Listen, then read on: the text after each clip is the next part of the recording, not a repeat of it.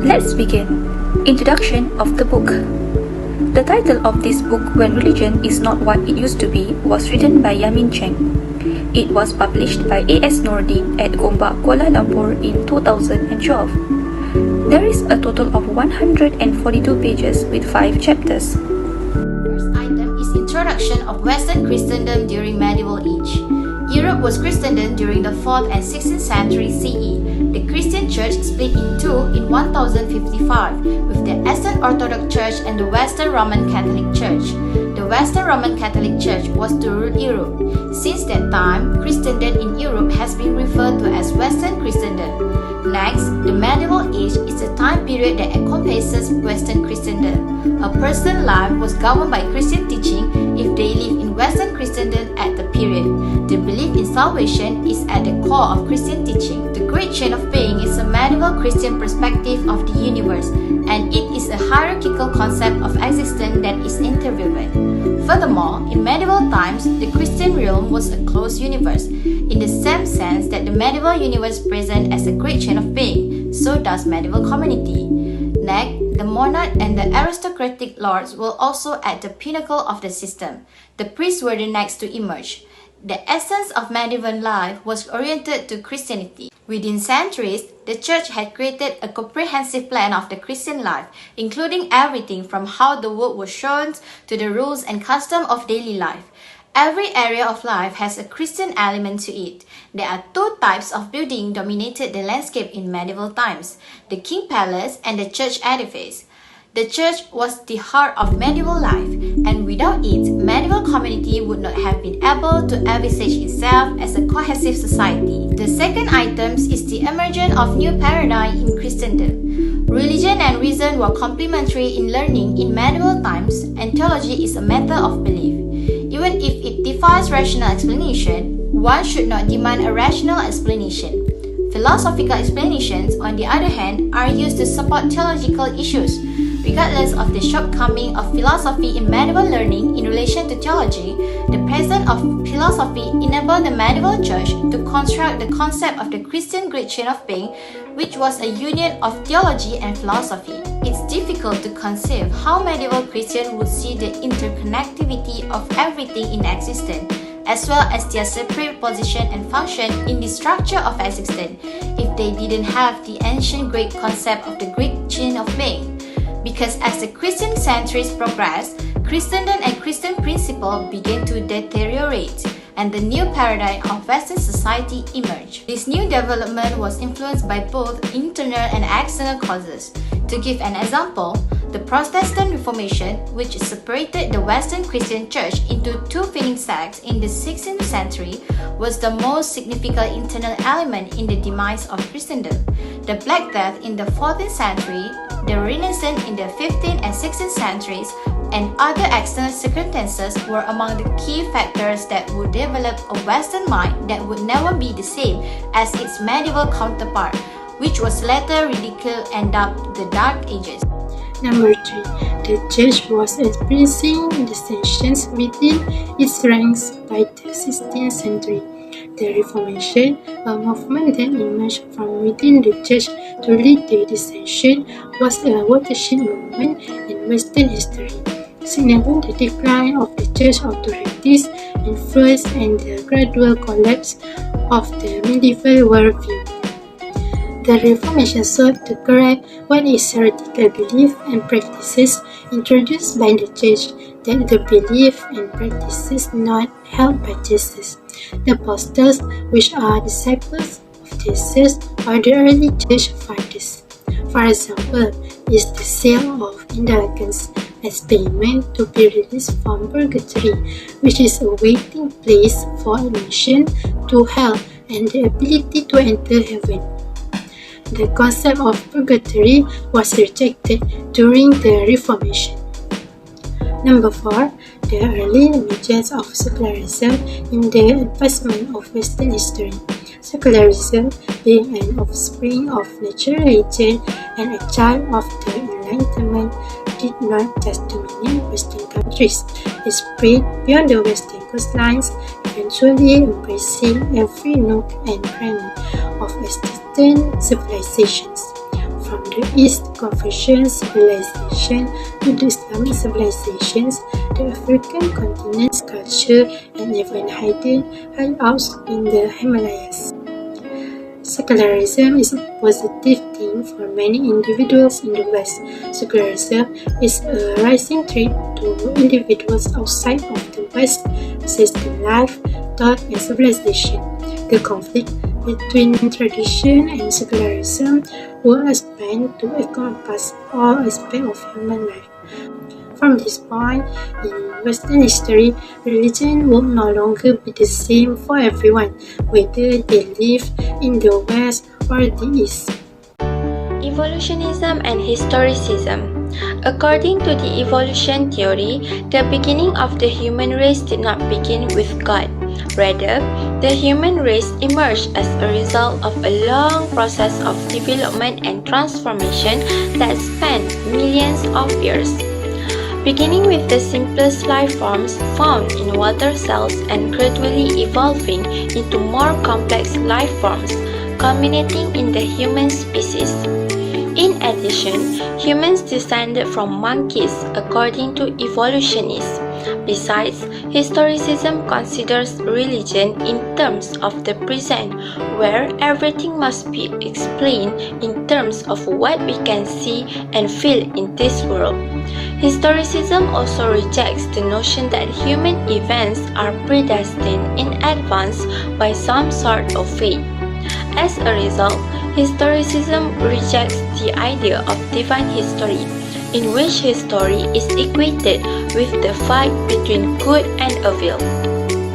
Personal goals, political fights, economic pursuits, religious views, cultural meanings, and social situations are all variables in historicism. Next, religious views according to the people living in the 19th and early 20th centuries.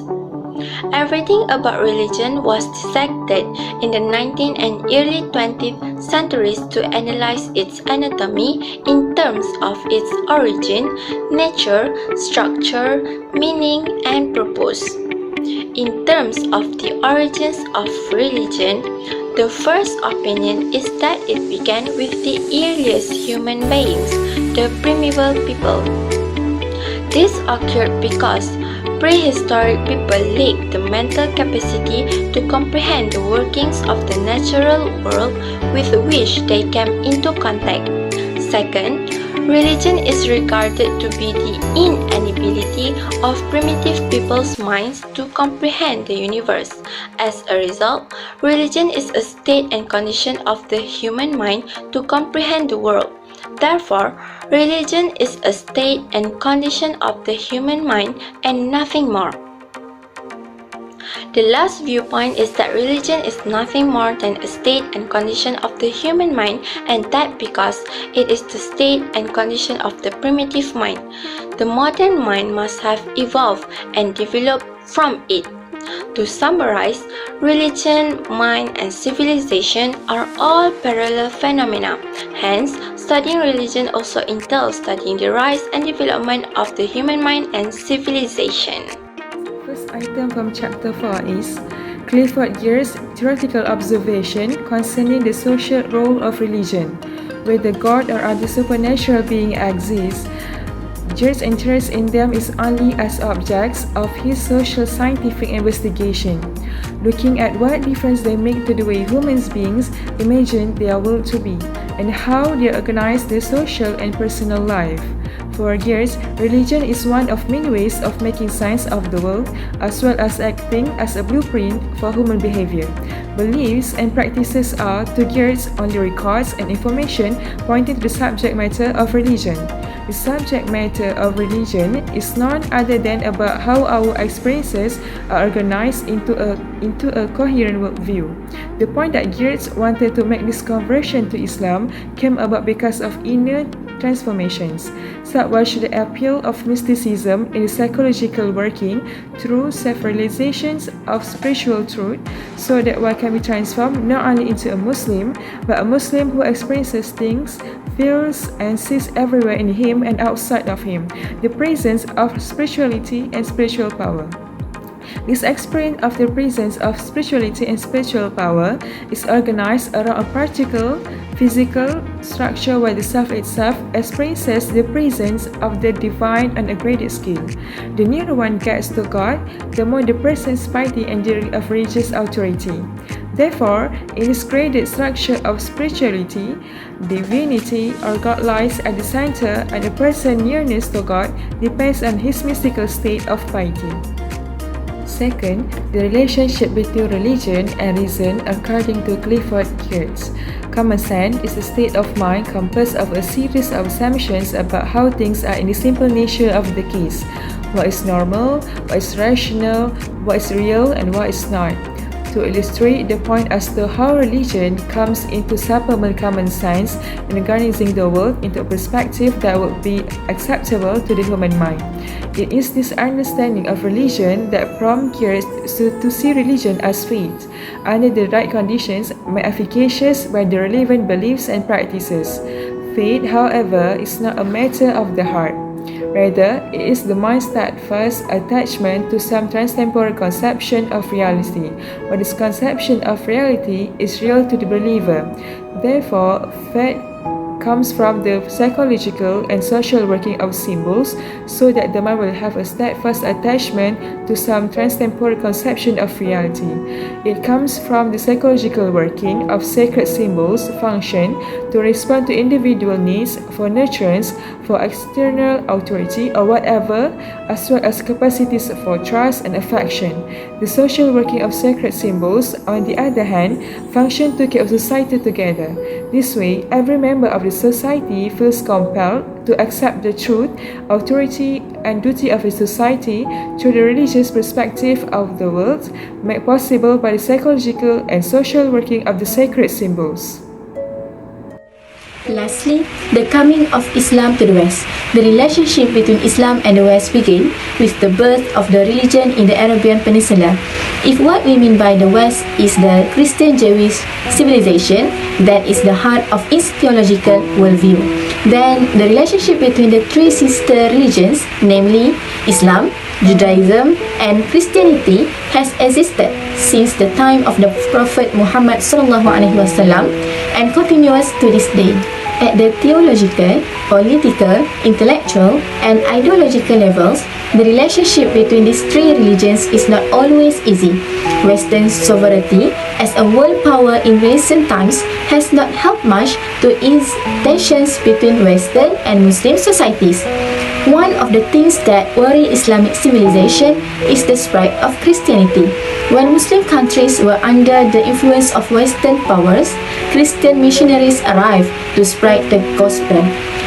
They established missionary schools, welfare homes, hospitals, and humanitarian organizations, as well as spread the gospel of love. This causes Muslims to be skeptical as they see it as nothing more than an effort to convert Muslims to Christianity, using consent and sharing as a way to reach the hearts of Muslims. However, Muslims are very careful about their religion and society, and the da'wah did not go as planned. A small number of Muslims converted to Christianity.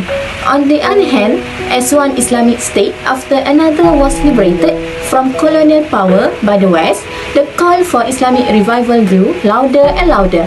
Islam and Muslims will not be passengers in the new world order in the present age. Then, Muslims' acceptance of the modern West. Muslims are divided into three categories, each with its perspective on the effects of the modern West on Muslim society. The first is a group of Muslims who are well versed in current Western culture. Second, there is a group of Muslims who are suspicious of the modern West, and a third group of Muslims who believe that the West's material and scientific achievements are acceptable. Then, two factors must exist for Muslims to accept this knowledge, because modern Western knowledge must be placed against the backdrop of Islamic ideals and values for revelation and mind, heart and mind, faith and intellect to work together to produce good human beings. Second, a factor in making this knowledge acceptable to Muslims is modern Western knowledge that must be linked with the local Islamic cultural context. by the author in the study. The author decided to focus on 3 key issues in his book called When Religion is Not What It Used to Be. Firstly, to look at the changing meaning of religion in Western history. Secondly, to look at the consequences following this development, such as the birth of secularism and science of religion that treats religion much the same as natural objects of scientific study. Thirdly, to look at how Muslim societies are affected by this event in Western history. There is a total of 5 chapters in this book. The author has elaborated each chapter well with definitions and examples that are related to the current issues for the reader to contemplate and to have a basic understanding of how religion was conceived in the West. Chapter 1 discusses the idea of religion, how it is conceived in the West during the time of Christendom. During Christendom, religion shaped the way Western people viewed the world. This is known as the medieval worldview. Chapter 2 looks at the causes behind the collapse of the medieval worldview. The Reformation was the eternal factor that led to the collapse of the medieval worldview, while the scientific revolution and the Enlightenment were their eternal factors. Natural religion of deism was an incredibly significant outcome of this development. Chapter 3 looks at the evolutionism, historicalism, and their consequences on the notion of religion. By the 19th century, the thought about religion took a new turn, where religion was conceived as the outcome of the human conditions and viewed as a human thing rather than as a reality. Chapter 4 looks at how the modern idea of religion, as conceived by the Western intellectuals of the 19th and the early 20th centuries, is applied to our opinion and some comments about this book. The overview of this book is literally to explain what happens in religion in the course of Western history and what religion means to people nowadays that are living in modern times like us today in a world that was characterized, influenced and controlled by Western civilization. We start with chapter 1 when the word was Christianity, which tells us of a situation in which Christianity was greatly respected and very meaningful at that time. The evidence can be seen in how a society is structured, how family relationships are run, and almost life during that time was organized by Christian teachings. Continue with chapter 2. From Christianity to religion of reason is where God, the Bible, and the institutions of the church play a very minimal role in state government and destiny of mankind, but where a reason plays a major role in their government and destiny. This phenomenon led to the birth of secularism. This is because they follow the religion according to their desires. And then next, chapter 3, religion as a product of the human conditions, where religion is viewed as a product arising out of the psychological, sociological and economic conditions of human beings. In other words, it is human beings who give birth to religion. We can see in this chapter that the author has brought more than 10 Western scholars' views on the meaning of religion. Next, chapter 4, Clifford Geertz and Islam, where the whole of this chapter recounts the views from Geertz studies and observation of Islam and its adherents. We can see that Geertz's views are very mind-blowing.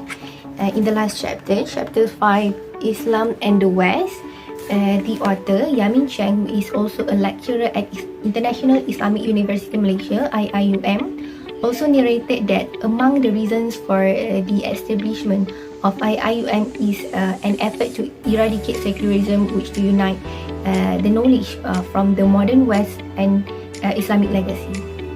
Overall, the book is all about the rise of secularism in the modern world in the West and how is it conflicting with the religions. Nice observations without much personal decision or side-taking opinions. In the Western world, when religions were accelerating human progress negatively, the constant development of secularism saved progress after the Middle Age. Secularism helps the Western world in its progress. However, the Muslim world always considered the West as their enemy due to colonial experiences. Thereby, they found the driving force of the West and have started to consider the enemy of their entity. In the present world, it is too chaotic and out of control. By the way, we were expecting more discussion about other societies or religion rather than Christians or Muslims only, or maybe the author intends to publish volume 2, which also includes religious elements other than Christians and Islam. Nevertheless, it is an easy read and highly recommended. Today, the world is divided into religious and secular or non-religious segments where we can see it mostly in all countries in this world. Some individuals wish to keep such a world going. They can live in such a world if fair, harmony, and peace prevail, but some reject it. We cannot avoid the difficulties that result from differing ideas on religion and its role in human society. Nonetheless, we must have some idea of why these various viewpoints exist and try to comprehend how they affect us. Studies should also be conducted about the field of knowledge known as the study of religion, which arose from the social science. There is an urgent need to investigate the implications, particularly in the study of Islam. In the nutshell, what we can conclude from the book, where religion is not what it used to be, it has disguised 5 key points, which are where the word was Christianity, from Christianity to religion of reason, religion as a product of the human condition, refugees and Islam, and the last is Islam and the West. In our review, we deliberate about 10 points and discuss our opinions and a few suggestions from us. When we read this book, we have got a new knowledge indeed the author used an easy language for us to understand. We recommended this book to all students to have a better understanding, especially to students who love to research and seek knowledge about religious belief. In addition, as students, especially those studying faith and religion, we should read literature on other religions like Christianity, Buddhism, Hinduism, and Judaism to better understand non-Muslims and engage in interfaith dialogue with them. We are not limited to learning about religion by this book only, but we may broaden our knowledge in a variety of ways, including reading several related books, traveling, conducting research, and interviewing expert individuals.